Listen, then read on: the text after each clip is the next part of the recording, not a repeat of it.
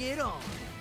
All right, roll the tape. Welcome back, everyone. It's Film and Gaming. We had a great episode last time. We were going through all of the details and intricacies of the Dead Space remake.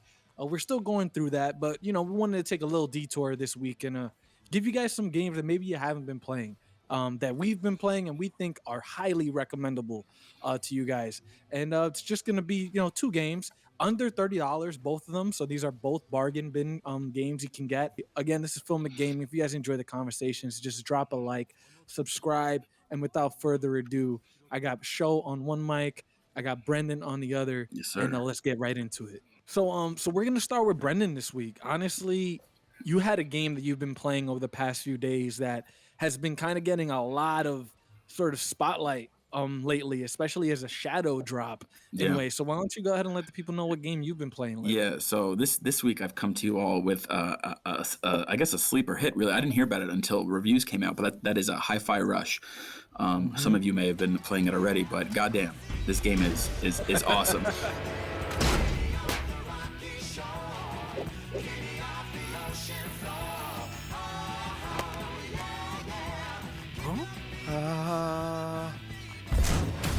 And right off the bat, let me just say that this comes from Tango Gameworks, the same developers that made The Evil Within 1 and 2 and Ghostwire Tokyo.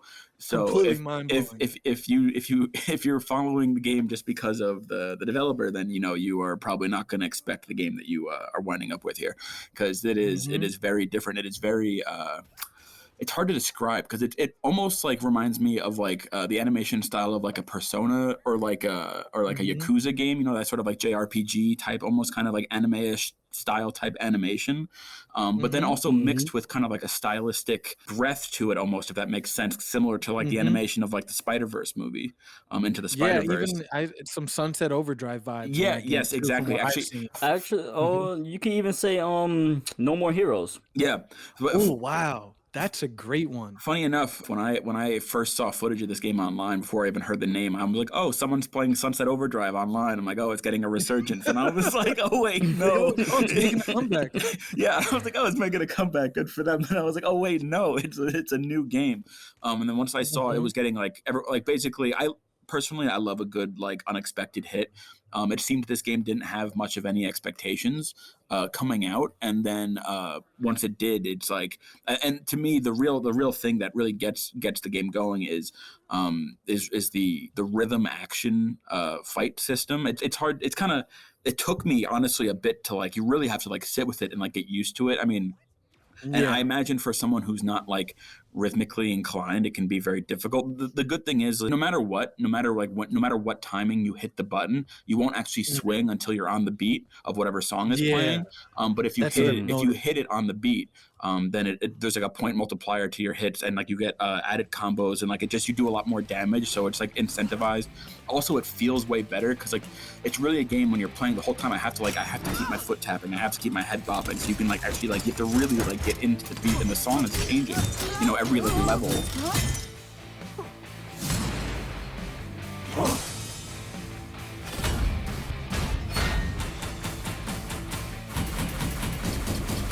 Got him! And it kind of reminds me of like a like Devil May Cry and like Bayonetta almost, and sort of like Devil May Cry, the reboot. You remember the reboot, the MC? Yeah, it's got that. I've definitely got that vibe with the art style too. Yeah, but I'm talking more so like just like the combat system, the way how how like in Devil May Cry it'll give you like an S tier, an A tier, like or a B tier, whatever, depending on like. So Hi-Fi Rush is the same thing. Every like level, quote unquote, or every chapter, whatever, is like a kind of like, I guess, like a level that you get like, there's 10 choruses, as they call it, which are just like there's 10 combat encounters per level, and based on, whatever grade you get, and you get like an overall level grade, just like Devil May Cry. Right. And damn, so man. it's kind of like, and it's very much that same sort of hack and slash and like combo based fighting system that we've all known and love, but just this addition of like the rhythmic addition to it. Yeah. Not to mention the combos are like really cool, and and like besides that too, like the story is actually quite good.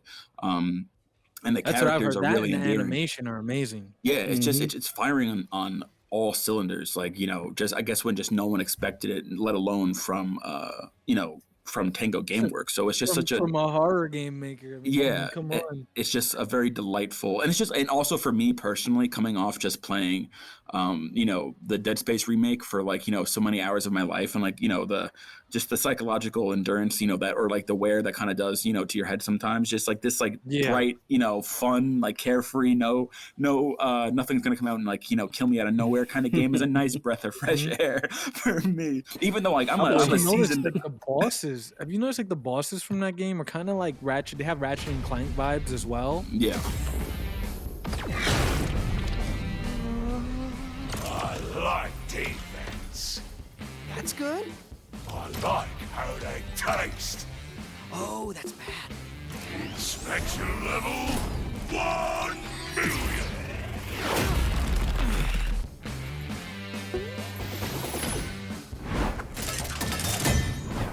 Let's rock, big boy. To talk about the delaying that you mentioned, I've noticed that it's kind of showing you that even when you're hitting, it kind of forces you to get on beat. Yeah. And at the end, it has that circle that pops up where you have to hit it on time, and it causes a cool end to the combo. With a lot of oomph in the combat too. Exactly. So, and you also get a variety of weapons. Do you get a variety of weapons you can use? I mean, I think I saw him using. Well, you have like one main weapon, which is like your like little like guitar shaped like axe type thing that grows out of your metallic arm.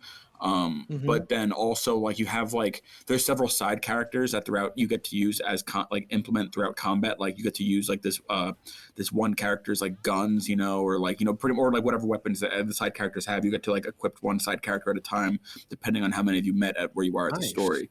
And so what do you have to say about the story, the setting? Give a synopsis, a brief overview without spoiling too much. Basically, I mean, you play as this guy. His name is Chai, which I find interesting because like I think of the drink, I think of Chai, and basically the whole world is set in the world where everything moves and breathes to the same beat. I guess they never like explicitly say that, but you can just tell like throughout the entire game as you're playing it, like everything just breathes to the beat of whatever song is playing.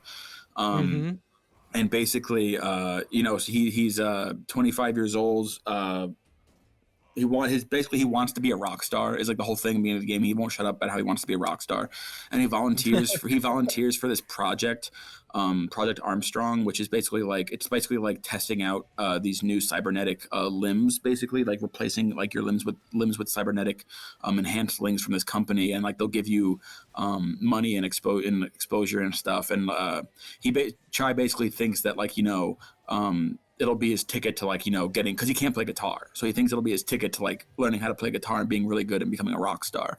But then basically when he goes in for this procedure, of course like the corporation is crooked, everyone there who works there is evil, they're after their own agenda, blah blah blah, like basic like, but almost it's funny how like it's a basic plot to the point of satire almost. Yeah, it's all about that. I feel the entire game from the top to the bottom is just keeping it simple and entertaining you. Exactly. That's really what it's about. And basically, Chai goes in for his procedure, and before it gets done, like it's about it's about to happen, but before it happens, his iPod or like his music player, whatever. It looks like an iPod, but I doubt it's actually an iPod for like legal reasons. It's got 3 buttons. I think for like copyright reasons they had to do that, but it's an iPod. But basically, it like falls into his chest right before like the thing covers him to like do the procedure, and like in doing so, it like replaces his heart with his music player, basically.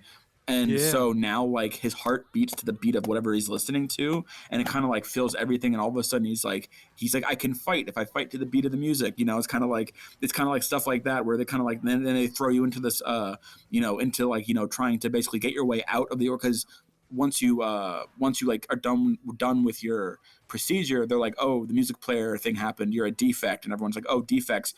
The only thing good we do with defects is kill them, basically, is what they say. And you're like, what? Damn.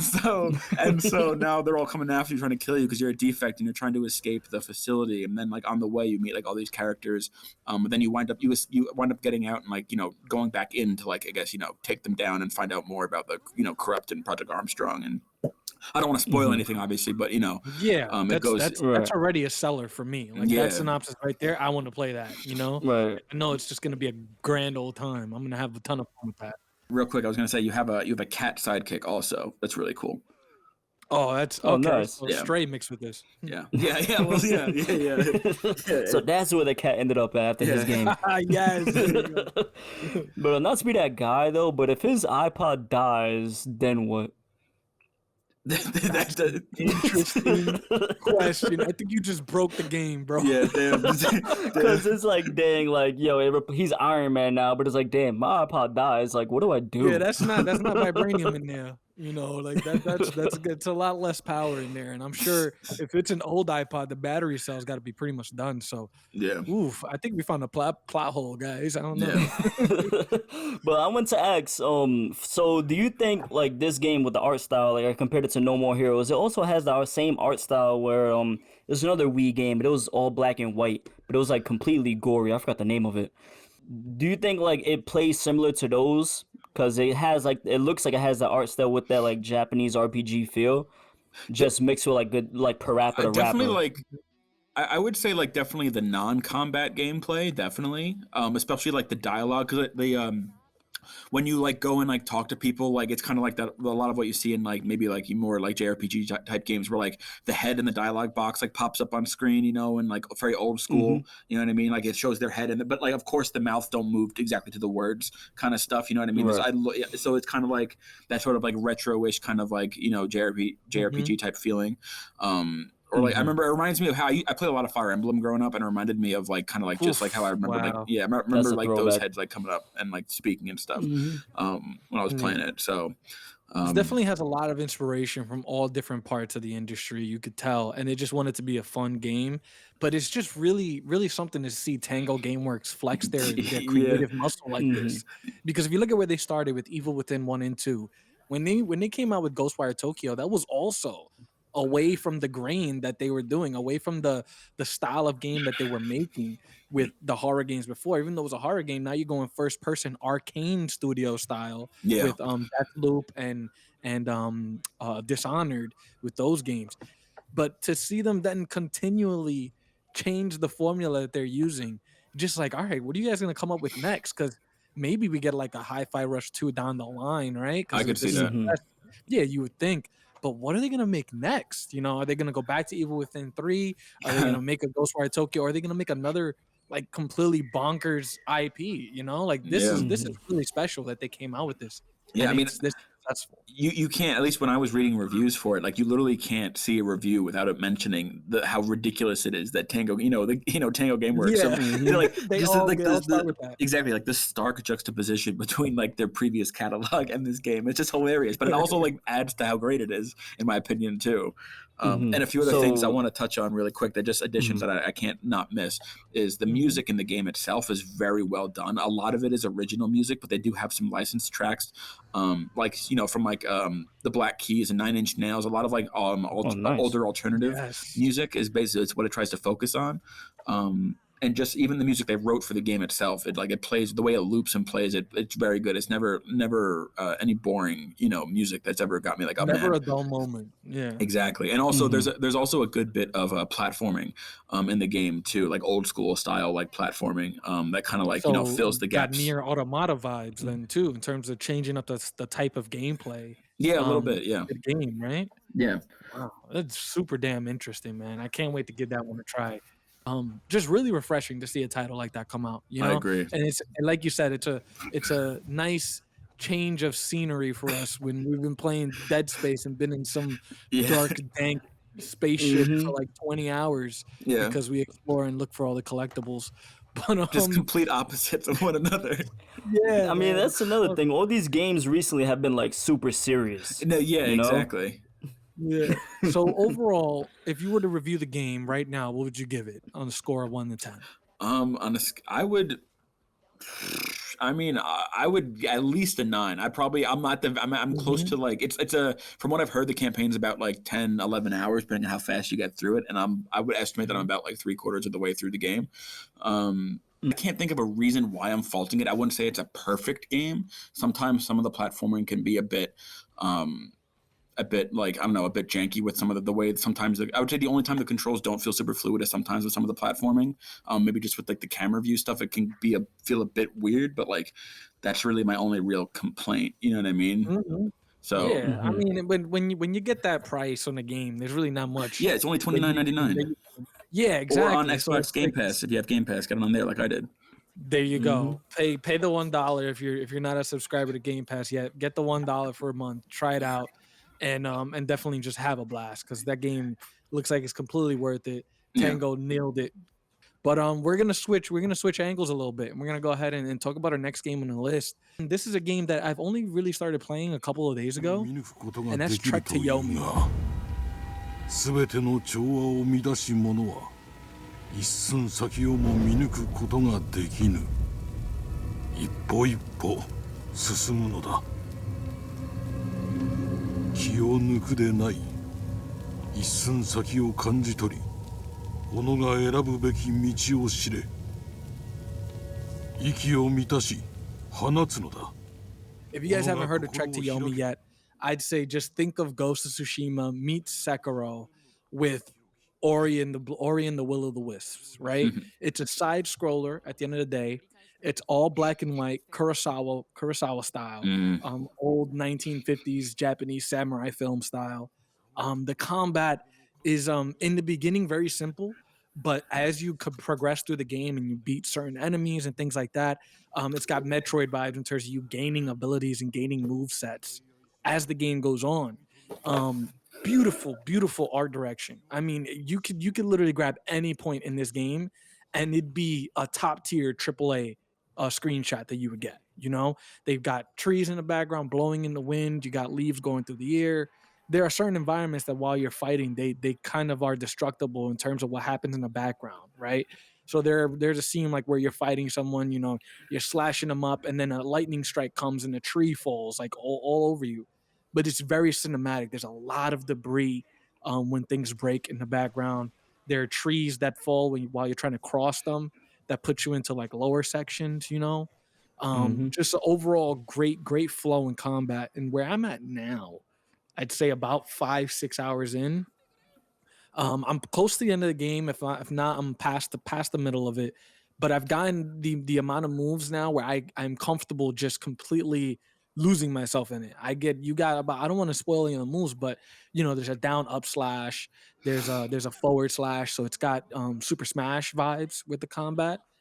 There's directional attacks that are different depending on what direction you're going with the button that you press. So like left Y, back Y. You press A to switch directions even. So it's got a really fleshed out samurai combat on top of all these other weapons that you can get too. So right now I have access to shurikens. I have access to a bow and arrow, and I have a shotgun, a sawed-off shotgun too.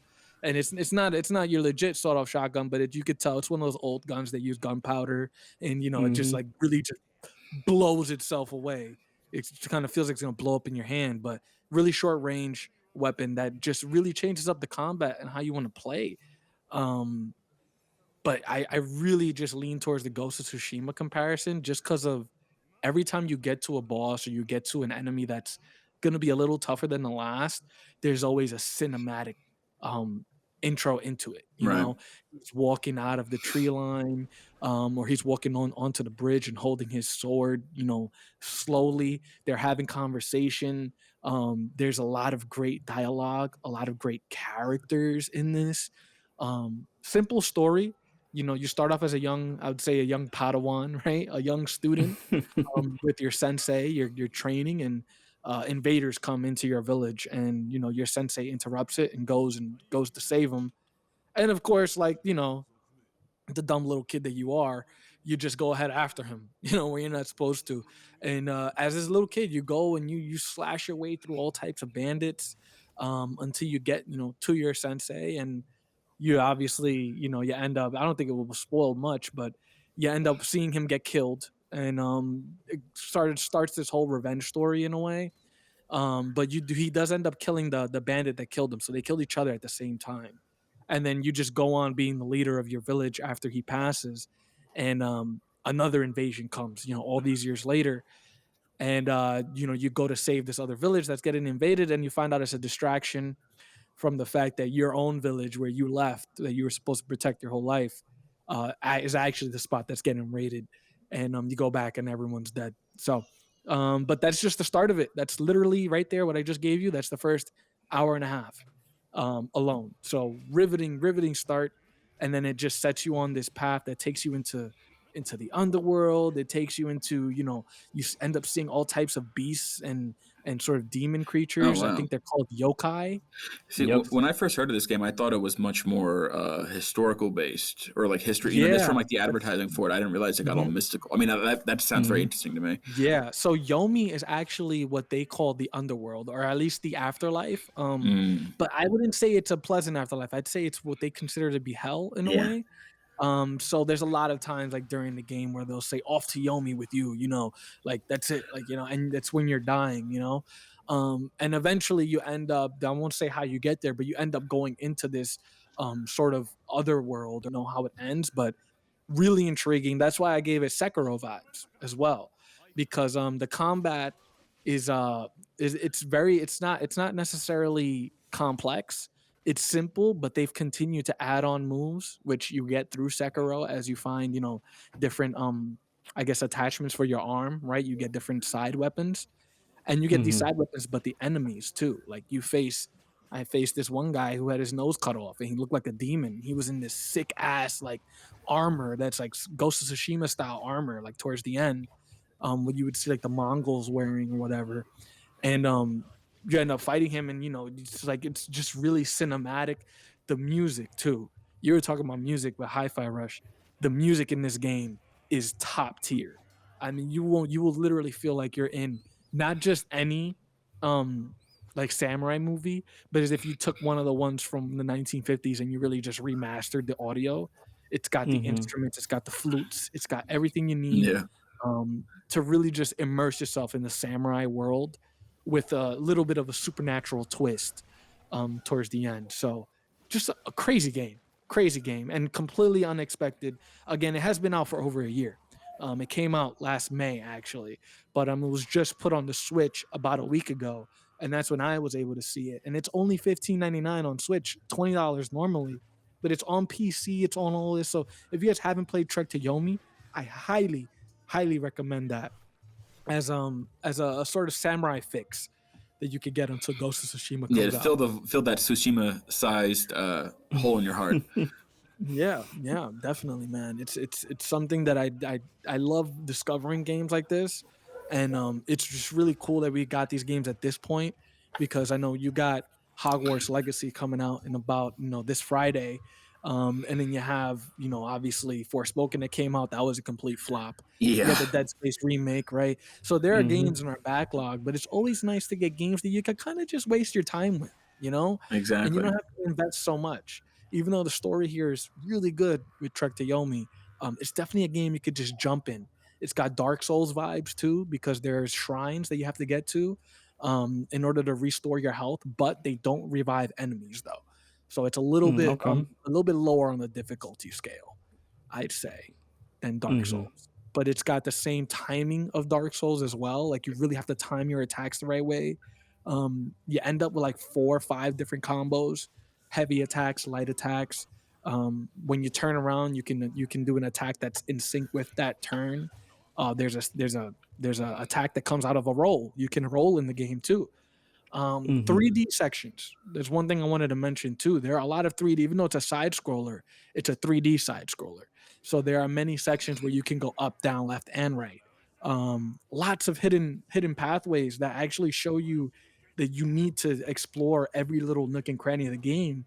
There might be a door to a building that you're walking by, you go in it, and I've literally spent like 15, 20 minutes going in like off the beaten path, and they have these sprawled out sections that you can get to, and at the end there's some type of ability, or you can increase your health or stamina with a pickup at the end when you beat like a boss at the end of that path, and then you come back to the main path, sort of like Dark Souls again with a shortcut.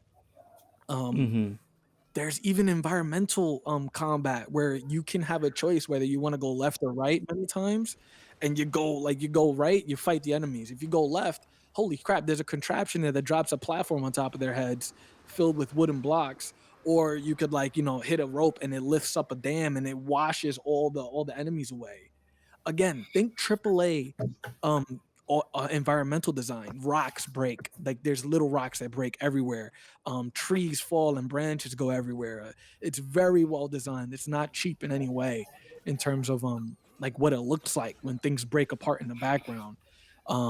It's just a fully fleshed out game from Devolver Digital, which we can't be surprised, right? They make some of the best side scrollers, old retro style games that you'll ever find. Blasphemous. Now I wanted to ask you, with the combat, I was looking at some gameplay as you were talking about it.